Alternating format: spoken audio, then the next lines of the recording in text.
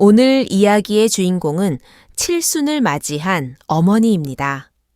결혼 3년 차인 딸은 자상한 남편과 안정적인 결혼 생활을 하고 있었지만 유일한 아쉬움은 아이가 생기지 않는다는 것이었습니다.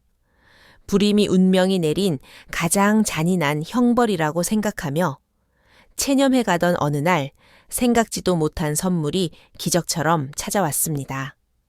부부는 사랑스러운 여자아이를 입양하게 되었고 새로운 가족 덕분에 집안은 웃음꽃으로 가득 찼습니다. 여기까지만 들으면 참으로 흐뭇하고 완벽한 결말 같지 않으신가요? 하지만 상상해 보세요. 천사처럼 착하고 귀여운 입양 딸에게서 사위의 모습이 자꾸만 겹쳐 보인다면요. 똑같은 알레르기 체질, 똑같은 잠버릇, 심지어 눈매와 분위기까지 마치 붕어빵을 찍어낸 듯 닮아 있다면 말이죠. 이것은 하늘이 맺어준 기묘한 인연일까요? 아니면 처음부터 치밀하게 계획된 완벽한 사기극일까요? 어머니가 몰래 아이와 사위의 머리카락을 수집해 익명으로 친자 확인 검사를 의뢰했을 때 그 뒤에는 과연 어떤 진실이 숨겨져 있었을까요? 그 뒤늦은 감정서 한 장이 한 가정을 파탄으로 몰고 갔을까요? 아니면 누군가를 구원했을까요? 오늘 우리는 김영자 할머니의 발자취를 따라 그 뒤늦은 친자 확인 보고서 이면에 숨겨진 진실을 한꺼풀씩 벗겨보려 합니다. 제 이름은 김영자 올해 70입니다. 구청 호적계에서 공무원으로 일하다 은퇴한 지 10년이 다 되어갑니다. 남편을 일찍 떠나보내고 서울 마포구의 오래된 아파트에서 홀로 지내는 삶은 조용하지만 때로는 뼛속까지 시린 외로움이 찾아오기도 합니다. 제 유일한 낙이자 걱정거리는 어려서부터 속 깊고 착했던 외동딸 지은이뿐입니다. 다행히 하늘이 저를 가엾게 여기셨는지 지은이에게 아주 좋은 배필을 점지해 주셨습니다. 제 사위 박민호는 건축사무소에서 일하는 설계사입니다. 생김새도 훤칠하고 반듯하지만 성품은 더 나무랄 데가 없습니다. 말수는 적지만 늘 따뜻한 행동으로 지은이를 향한 사랑을 보여주는 사람이지요. 비가 오는 날이면 지은이가 근무하는 중학교 정문 앞으로 미리 마중을 나가고 지은이가 생리통으로 알아누우면 말없이 따끈한 팥죽을 끓여 내옵니다. 우리 식구가 함께 식사할 때면 그는 을에 새우 껍질을 까서 지은이의 밥그릇 위에 올려주곤 했습니다. 결혼 3년 차 그들은 여전히 연애하듯 살갑고 다정했습니다. 주말마다 저를 보러 들를 때면 지은이를 바라보는 민호 서방의 눈에서 꿀이 뚝뚝 떨어지는 게 보여 내 평생의 고생을 보상받는 기분이 들 정도였지요. 단 하나 지은이의 배가 좀처럼 불러오지 않는다는 것만 빼고는 모든 게 완벽했습니다. 여느 때와 다름없는 주말이었습니다. 저는 사위가 좋아하는 삼계탕을 푹 끓여놓고 아이들이 오기만을 기다렸습니다. 초인종이 울리고 문을 열자 환하게 웃는 두 사람의 모습에 제 마음도 훈훈해졌습니다. 엄마 지은이가 와락 저를 안았고 민호 서방은 제가 좋아하는 유명 제과점에 롤케이크 상자를 들어 보이며 예의 바르게 인사했습니다. 장모님, 저희 왔습니다. 식탁에 둘러앉아 저는 두 사람에게 닭다리를 하나씩 큼직하게 덜어주었습니다. 그래? 요즘 뭐 특별히 좋은 소식 없나? 저는 짐짓 무심한 척 숟가락질을 하며 넌지시 물었습니다. 국그릇을 지은이 앞에 놓는 제 손길에는 은근한 기대가 실려 있었지요. 순간 지은이의 손이 멈칫하더니 국그릇을 받아드는 미소가 어색하게 굳어졌습니다. 엄마는 좋은 소식은 무슨 순식간에 공기가 차갑게 가라앉았습니다. 눈치 빠른 민호 서방이 식탁 밑으로 지은이의 손을 살며시 잡는 게 보였습니다. 그리고는 고개를 들어 저를 향해 씩씩하게 웃어 보였습니다. 장모님 인연이라는 게 서두른다고 되는 게 아니잖아요. 저희는 지금 둘만의 시간도 충분히 행복합니다. 그렇죠. 여보, 지은이는 고개를 숙인 채 기어들어 가는 목소리로 작게 대답했습니다. 저는 속으로 한숨을 삼키며 더 이상 말을 잇지 않았습니다. 지은이에게 아이 문제는 가슴에 박힌 가시 같은 것이었습니다. 어려서부터 유독 아이를 좋아해서 선생님이 되었고 결혼 후에도 엄마가 되는 모습을 몇 번이고 꿈꾸던 아이였습니다. 하지만 3년이라는 시간 동안 그 기대는 점점 무거운 바위가 되어 딸아이의 가슴을 짓누르고 있었습니다. 나날이 야위어가는 딸의 얼굴과 미간에 서린 우울함을 볼 때마다 제 가슴은 누군가 쥐어짜는 듯 아팠습니다.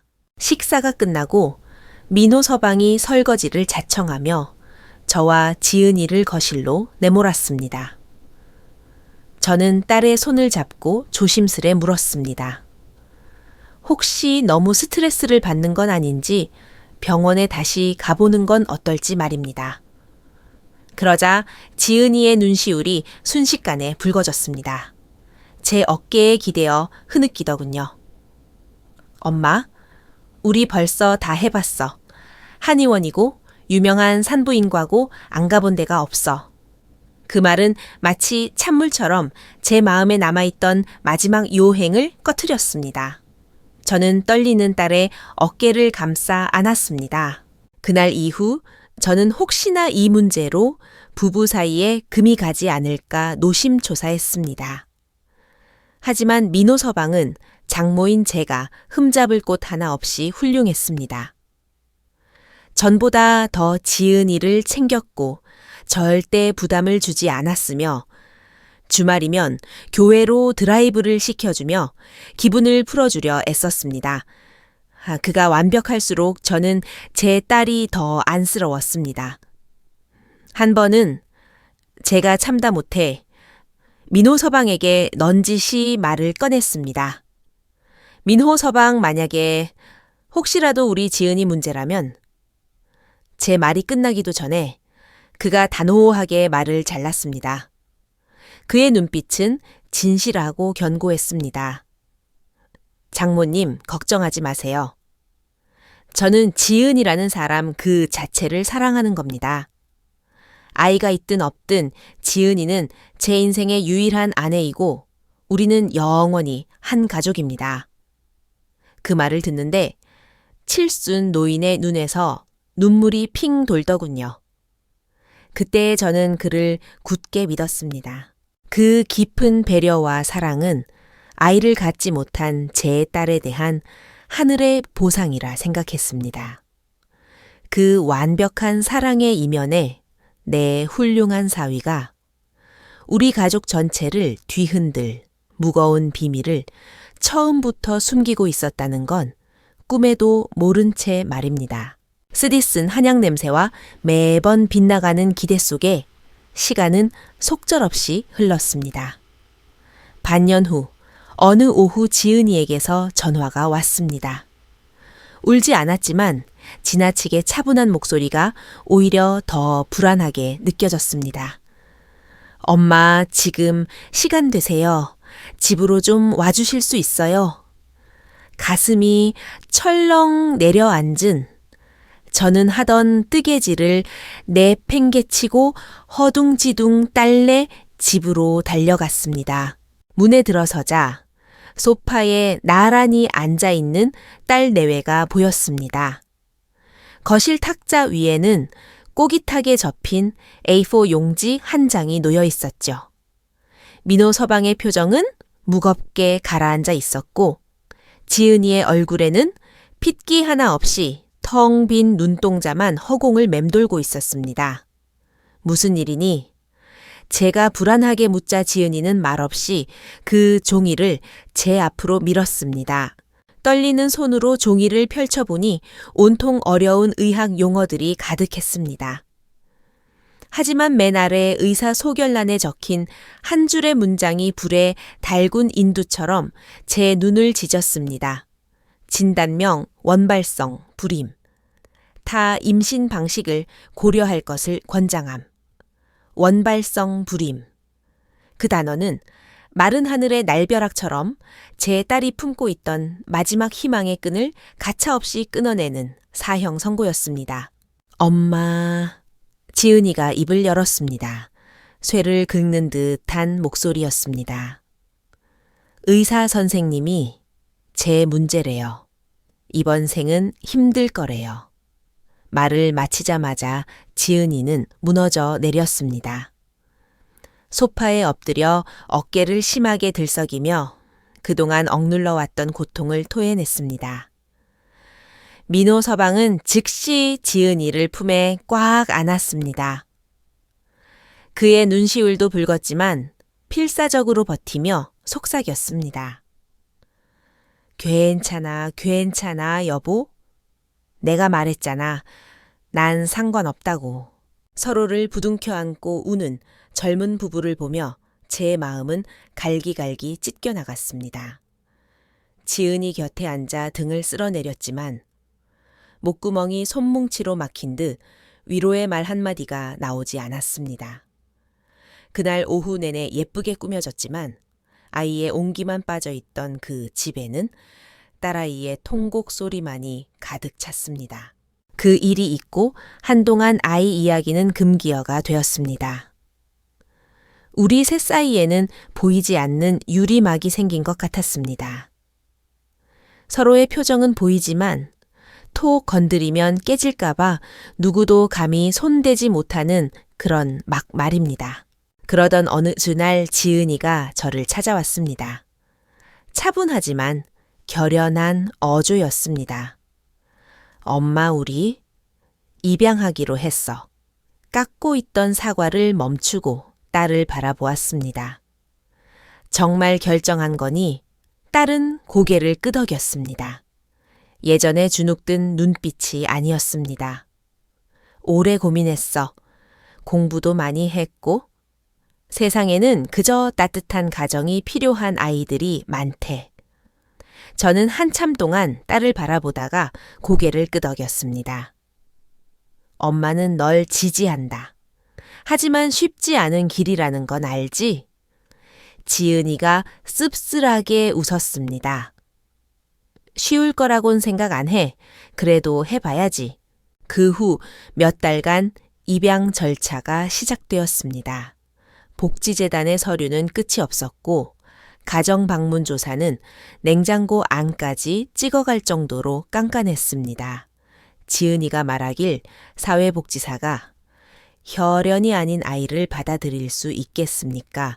라고 물었을 때 이렇게 대답했다고 합니다.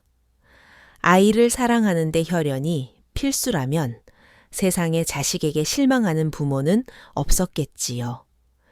그 말을 전해 듣고 저는 코끝이 찡해져 바보 같은 녀석 네가 제일 안쓰럽다 라고만 했습니다. 원래 입양 대기는 기약 없이 길어지기 마련이라 1, 2년은 각오하고 있었습니다. 그런데 어느 날 저녁 지은이에게서 들뜬 목소리로 전화가 왔습니다. 엄마 우리 순서가 생각보다 빨리 올 것 같아. 저녁 상을 차리던 저는 멈칫했습니다. 벌써 어떻게 민호 씨 누나, 민영 언니 알지? 언니가 일하는 보육시설에 예은이라는 내 살배기 여자아이가 있대. 엄마가 얼마 전에 병으로 돌아가셔서 임시보호 중인데 다른 친척이 없어서 입양 대상이 되었나 봐. 언니가 우리 사정을 알고 미리 알아봐 줬어. 우리 조건이랑 딱 맞고 아이도 정서적으로 안정되어 있대. 지은이는 잠시 말을 멈추더니 덧붙였습니다. 민영 언니가 민호 씨를 끔찍이 아끼잖아. 우리가 신청해 놓은 걸 알고 재단 쪽 지인을 통해 다리를 놓아줬나 봐. 저는 아무 말도 하지 않았지만 가슴 한 구석이 묘하게 울렸습니다. 너무 순조로웠습니다. 마치 누군가 미리 준비해둔 것처럼 말이죠. 하지만 내색하지 않고 물었습니다. 언제 볼 수 있니? 뭘 첫 만남이야. 엄마도 같이 갈래. 이틀 뒤 우리 셋은 복지재단을 찾았습니다. 유난히 햇살이 좋고 마당의 풍경 소리가 맑게 울리던 날이었습니다. 처음 만난 예은이는 마당 구석에 분홍색 원피스를 입고 서서 낡은 인형을 꽉 끌어안고 있었습니다. 약간 긴 앞머리가 눈썹을 덮고 있었고 커다란 눈망울로 우리를 겁먹은 듯 올려다 보았습니다. 민호 서방의 누나 민영 씨가 아이를 우리 앞으로 데려와 무릎을 굽히고 상냥하게 말했습니다. 예은아, 이분들은 아저씨랑 아줌마 그리고 할머니야. 예은이를 아주 좋아하신단다. 예은이는 쭈뼛거리며 우리를 힐끔 보더니 재빨리 고개를 숙이고 인형의 귀만 만지작거렸습니다. 민호와 민영 씨는 아이가 엄마를 잃은 지 얼마 안 되어 낯을 가린다고 설명했습니다. 지은이는 작고 여린 아이를 보더니 금세 눈시울이 붉어졌습니다. 천천히 몸을 낮춰 아이와 눈높이를 맞추고 다친 새가 놀라지 않게 아주 조심스러운 목소리로 말을 건넸습니다. 안녕 예은아. 지은이는 미리 준비해온 딸기맛 캐러멜을 손바닥 위에 올려 내밀었습니다. 난 지은 아줌마야. 너 사탕 좋아하니? 예은이는 잠시 망설이더니 맑은 눈을 들어 지은이와 사탕을 번갈아 보았습니다. 그리고는 조심스레 고사리 같은 손을 뻗어 사탕을 집어들었습니다. 그 순간 저는 딸의 얼굴에서 지난 1년 동안 보지 못했던 가장 진실하고 환한 모성애가 가득한 미소를 보았습니다. 그때 알았습니다. 이미 이 아이는 제 딸의 가슴 속에 들어와 버렸다는 것을요. 민영 씨의 도움과 부부의 좋은 조건 덕분에 입양 절차는 일사천리로 진행되었습니다. 불과 몇 달 만에 법적 절차가 마무리되었고 예은이는 정식으로 우리 가족이 되었습니다. 부부는 서재를 헐어 따뜻한 파스텔 톤 벽지를 바르고 공주 침대와 동화책으로 가득 채운 예은이의 방을 만들었습니다. 지은이는 모든 수업을 줄이고 예은이에게 전념했습니다. 머리를 빗겨주고 놀이터에 데려가고 밤마다 동화책을 읽어주며 아이가 잠들 때까지 곁을 지켰습니다. 집안에 아이의 맑은 웃음소리가 울려 퍼지자 오랫동안 드리워졌던 먹구름이 걷히는 듯 했습니다. 비록 한쪽 문은 닫혔지만 다른 쪽 창문을 열어주신 하늘에 감사했습니다. 민호 서방 역시 헌신적이었습니다. 퇴근하면 제일 먼저 예은이를 번쩍 안아 올리며 놀아주었고 주말이면 농장 체험을 데려가는 등 완벽한 아빠이자 남편의 모습이었습니다. 모든 것이 동화처럼 완벽한 해피엔딩을 향해 가는 듯 했습니다. 하지만 이상하게도 이 넘치는 행복 아래서 저는 설명할 수 없는 위화감을 느끼기 시작했습니다. 시간이 지나 예은이가 집에 완전히 적응하고 지은이를 엄마 민호를 아빠라 부르며 따를수록 제 마음속의 불안은 습기 찬 벽의 곰팡이처럼 스멀스멀 피어올랐습니다. 그 위화감은 아주 사소하지만 결코 무시할 수 없는 닮음에서 시작되었습니다. 처음엔 노파심이라 생각했습니다. 어느 날 거실에서 옛날 앨범을 보다가 민호 서방의 대여섯 살적 사진을 보게 되었습니다. 제가 무심코 예은이에게 말했죠. 예은아, 이게 아빠 어릴 때란다. 너랑 닮았지? 그저 농담이었는데 사진 속 개구쟁이 남자아이와 호기심 어린 예은이의 얼굴을 번갈아 보던 제 심장이 덜컥 내려앉았습니다. 너무 닮았습니다. 이목구비뿐만 아니라 웃을 때 입꼬리가 살짝 올라가는 그 미묘한 분위기까지. 지은이도 반색하며 말했습니다. 어머, 진짜네. 엄마 웃는 게 정말 똑같아. 부부는 닮는다더니 가족이 되려고 그랬나 봐. 우린 정말 인연인가 봐. 지은이는 그저 인연이라며 기뻐했지만 민호 서방이 예은이의 머리를 쓰다듬으며 당연하지 우리 예은이가 누굴 닮아서 이렇게 예쁜데 라고 말할 때 저는 보았습니다. 그가 고개를 숙이는 찰나 스쳐 지나간 당혹감과 복잡한 눈빛을요. 그 의심의 씨앗은 제 마음속 호수에 파문을 일으켰습니다. 그때부터 저는 무의식적으로 그들을 관찰하기 시작했습니다.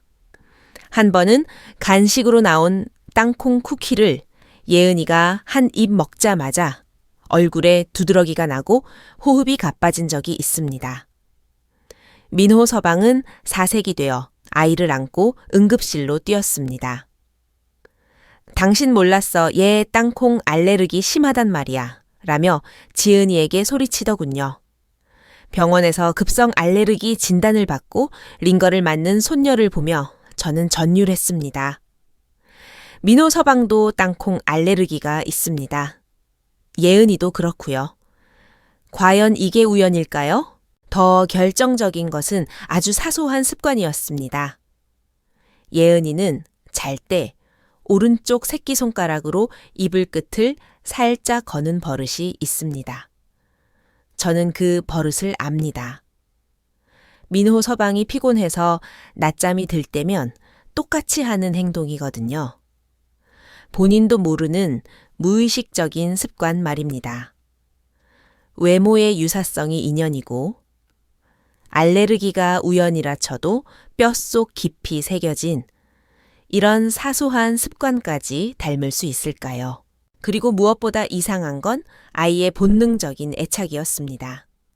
지은이가 그토록 지극정성으로 돌보지만 예은이가 정말 무섭거나 아플 때 무의식적으로 찾는 대상은 늘 민호였습니다. 그건 입양된 지 몇 달 안 된 양아빠를 향한 태도가 아니었습니다. 마치 핏줄에 각인된 친아빠를 향한 본능적인 의지처럼 보였습니다. 퍼즐 조각들이 맞춰지자 제 머릿속에는 너무나 대담하고 황당해서 스스로도 믿기 힘든 가설이 떠올랐습니다.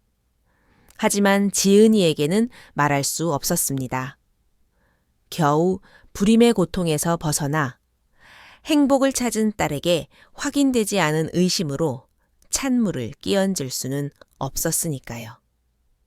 아니요, 저는 직접 확인해야 했습니다. 계획은 머리카락 한 올에서 시작되었습니다. 예은이의 머리를 빗겨준다는 핑계로 빗에 걸린 가느다란 머리카락 몇 가닥을 몰래 휴지에 싸서 핸드백에 넣었습니다. 며칠 뒤 욕실 청소를 돕겠다며 딸네 집에 일찍 가서 민호 서방이 출근한 뒤 욕실 배수구에서 그의 머리카락을 수거했습니다. 심장이 미친 듯이 뛰었습니다. 칠순 노인이 첩보 영화를 찍는 것도 아니고 이게 무슨 짓인가 싶으면서도 손은 멈추지 않았습니다. 다음 날 저는 고혈압 약을 타러 간다고 거짓말을 하고 시내에 있는 유전자 검사 센터를 찾아갔습니다. 인터넷으로 미리 알아봐 둔 곳이었죠. 직원에게는 먼 친척의 복잡한 유산 상속 문제 때문에 대신 의뢰하는 거라고 둘러댔습니다. 떨리는 손으로 작성한 신청서와 2개의 지퍼백을 건네고 비용을 치렀습니다. 결과는 일주일 뒤 택배로 온다고 했습니다. 차가운 빌딩을 나서는데 쏟아지는 햇살이 눈부셨습니다. 엄청난 일을 저질렀다는 해방감과 동시에 다가올 진실에 대한 공포가 저를 옥죄어 왔습니다.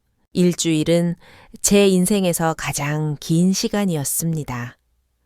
제발 내 의심이 노망난 노인의 망상이길 빌었다가도 만약 그게 사실이라면 이 기막힌 우연을 어떻게 받아들여야 할지 혼란스러웠습니다. 마침내 7일째 오후 초인종이 울렸습니다.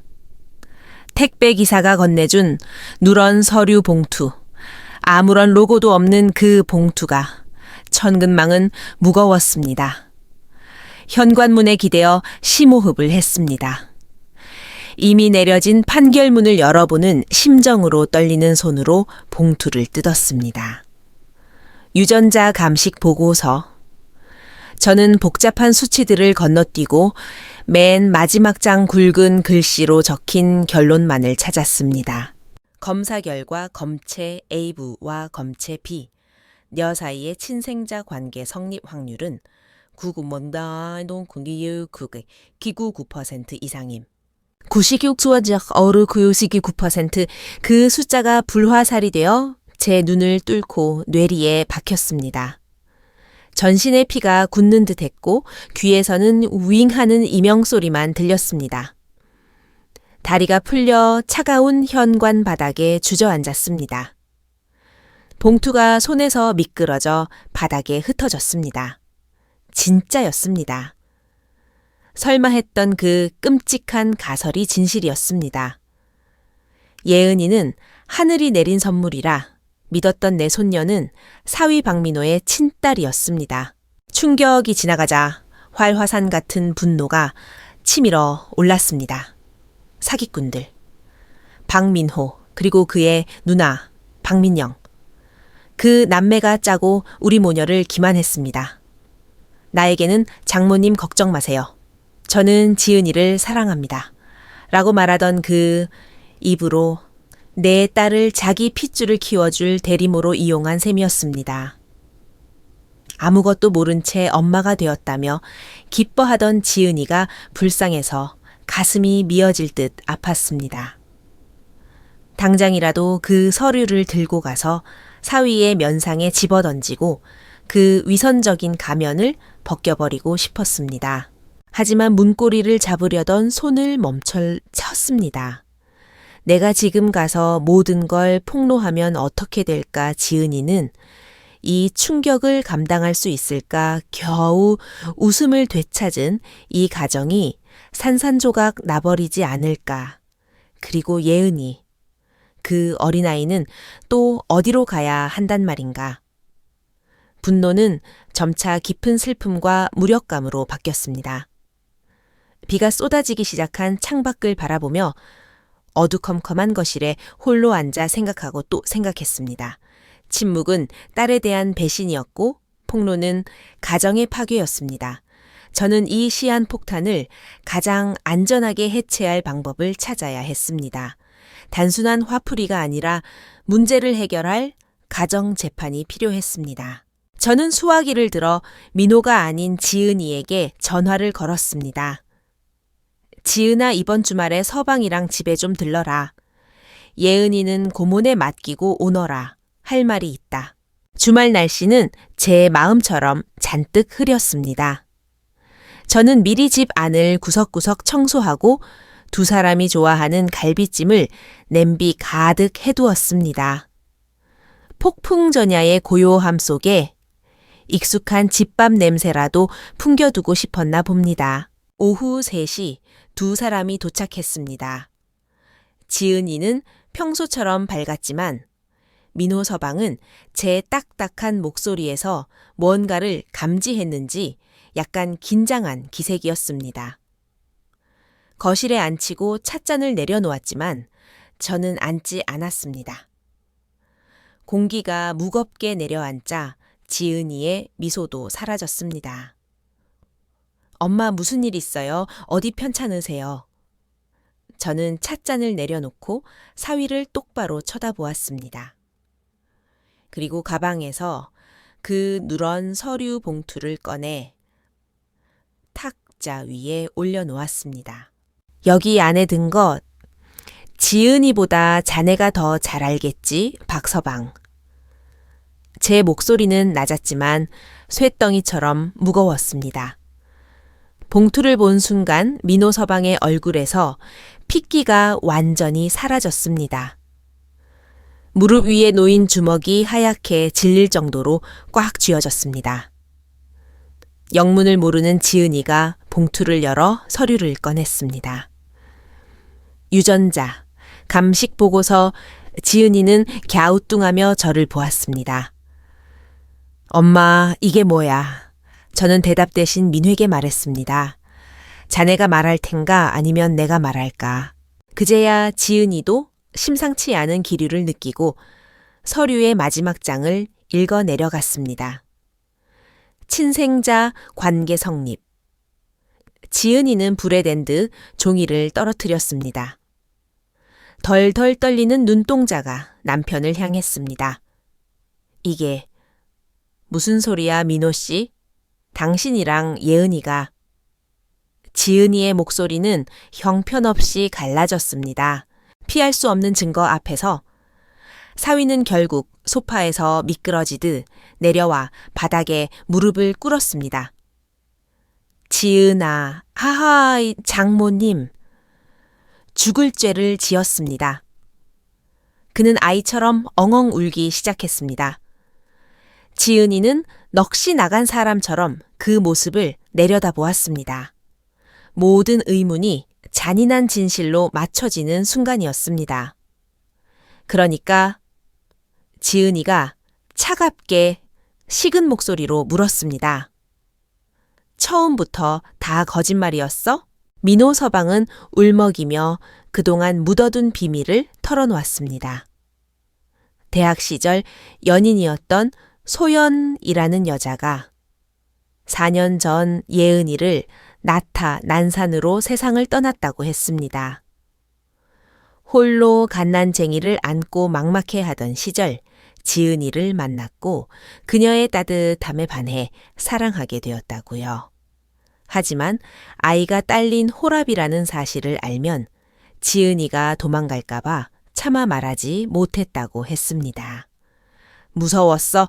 야, 너를 놓칠까봐. 그래서 비겁하게 숨겼어. 아이는 누나에게 맡겨두고 총각 행세를 했고 지은이가 불임 판정을 받고 입양을 원했을 때 나쁜 마음을 먹었다고 했습니다. 내 딸을 내 곁에 두고 네가 엄마가 되는 꿈도 이루어주면 우리 모두 행복할 수 있을 거라 착각했어. 그의 고백은 날카로운 칼이 되어 지은이의 가슴을 난도질했습니다. 지은이는 싸늘하게 말했습니다. 박민호, 당신의 가장 큰 죄는 과거가 있는 것도 아이가 있는 것도 아니야. 나를 끝까지 믿지 않았다는 거야. 그 말에 민호는 고개를 들지 못했습니다. 거실은 숨 막히는 침묵과 흐느낌으로 가득 찼습니다. 이제 제가 나설 차례였습니다.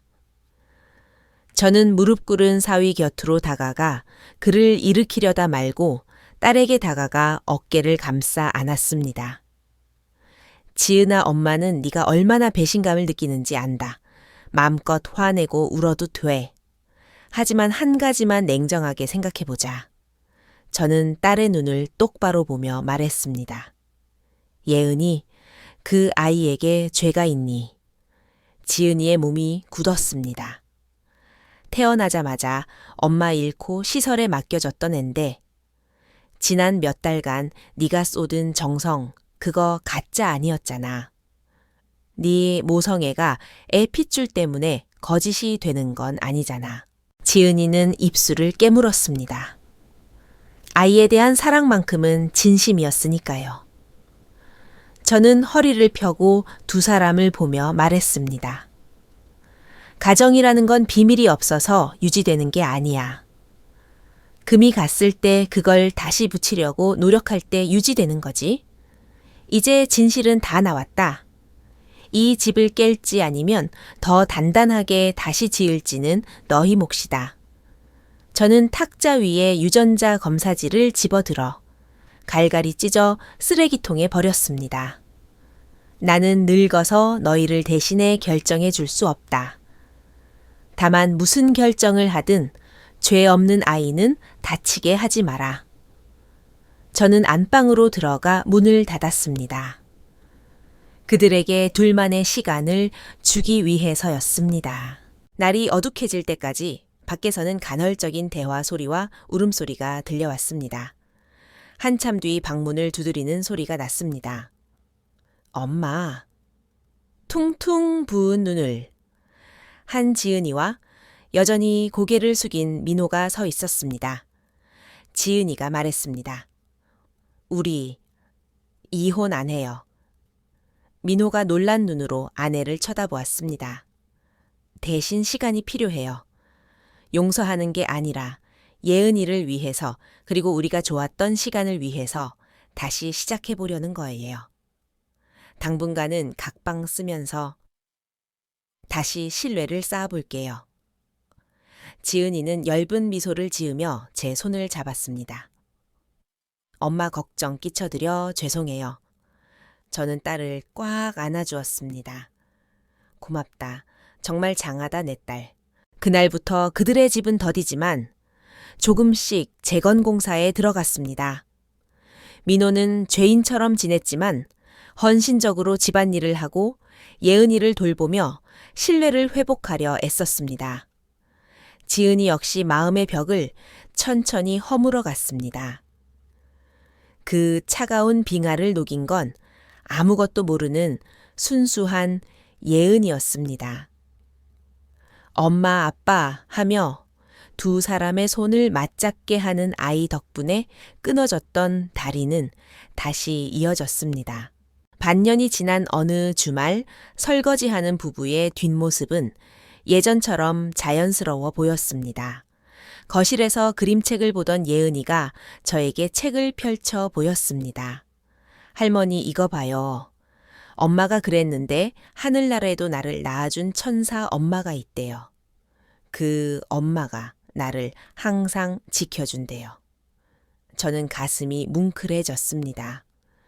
제 딸 지은이는 남편의 과거를 그리고 아이의 생모를 가족의 역사로 받아들이고 아이에게 사랑으로 전해주고 있었습니다. 뒤늦게 도착한 친자 확인서는 상처를 들춰냈지만 역설적으로 그 상처를 봉합할 기회도 주었습니다. 종이 한 장이 거짓을 밝혀냈지만 그로 인해 무너져가던 진실을 다시 세울 수 있었습니다. 오늘 이야기는 여기까지입니다.